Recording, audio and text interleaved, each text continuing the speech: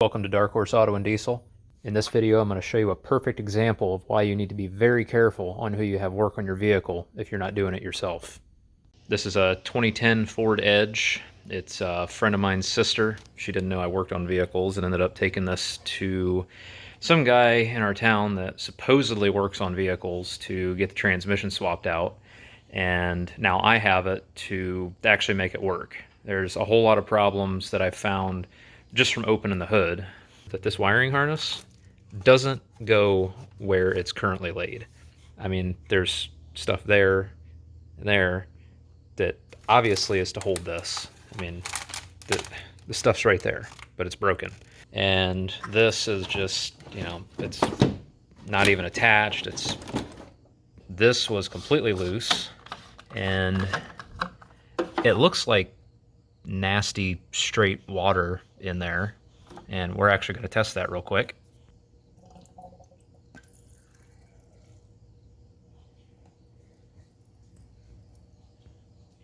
That's straight water. I don't know what kind of idiot refills it with just straight water. It's obviously a good thing I got a hold of this before wintertime. It won't start. I'll even show you. Oh, I mean, there's also a bunch of stuff on the floor here that I don't know exactly what it goes to yet. This piece here is pretty important. That looks like the thing that holds the transmission linkage on. So yeah, there's power, but nothing. Won't come out of park. And I pushed it in here in park.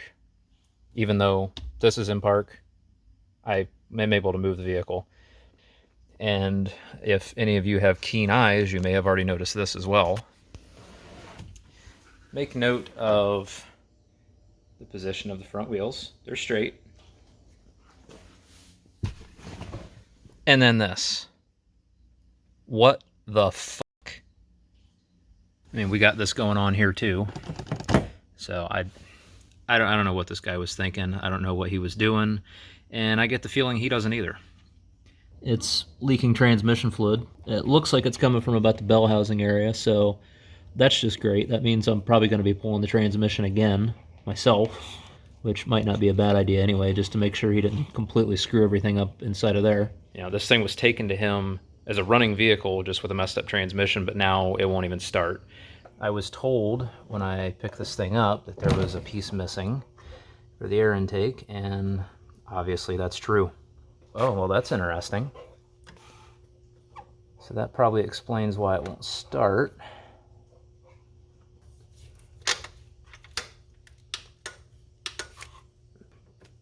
That is supposed to go on there.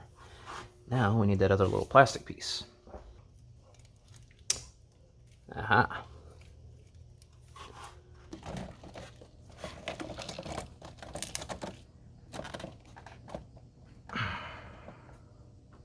I wonder. Oh, that still doesn't work. Well, that's an improvement. At least it cranks.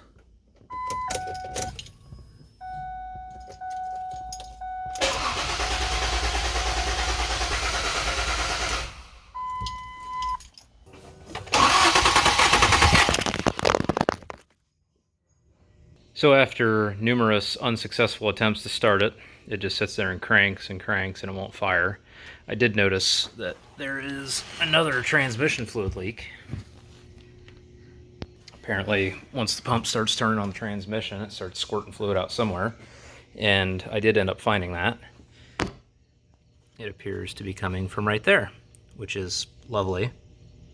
So there's probably an O-ring or something in there that's missing. So I got the scanner and hooked it up to, well, started looking at the crank position sensor.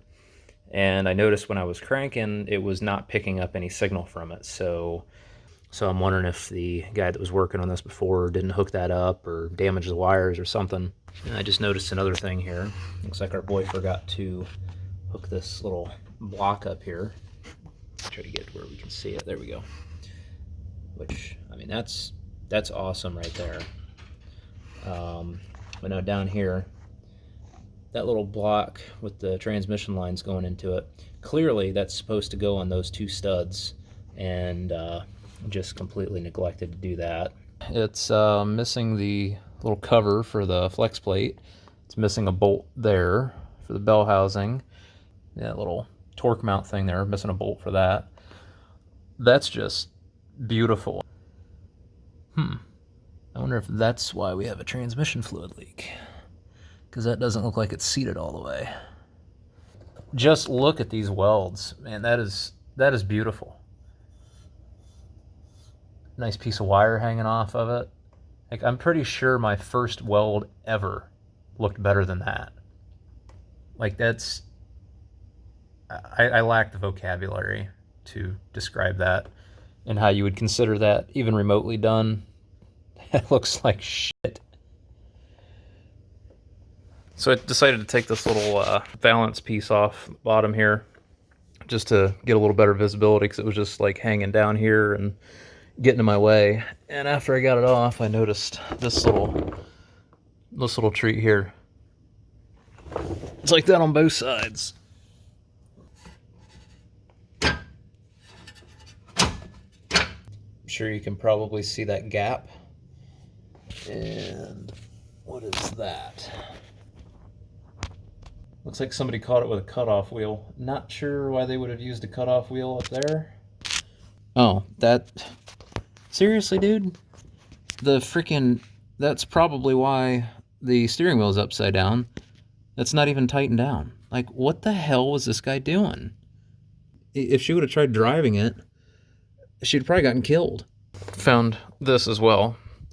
So it looks like he probably dropped the subframe. Like, it's clearly been removed. Yeah, that's definitely not how those pins are supposed to go. And then we go to the other side, and this is just classy.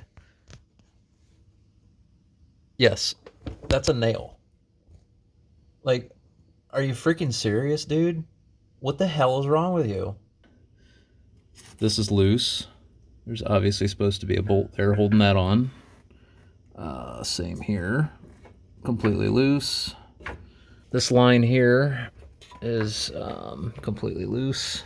Yeah, that's clearly supposed to go on that bracket right there. This here, I also noticed, see that bolt right there? The gifts just keep coming. This is definitely not supposed to just be dangling there like that. That isn't hard to fix that. And ABS sensor is destroyed. And of course, more surprises on this side too. Just dirty dangling, not hooked up. And I noticed the thread protrusion there on the axle shaft looks different, so those probably aren't torqued right. And back over here to the driver's side with the destroyed ABS sensor. It's not even tight.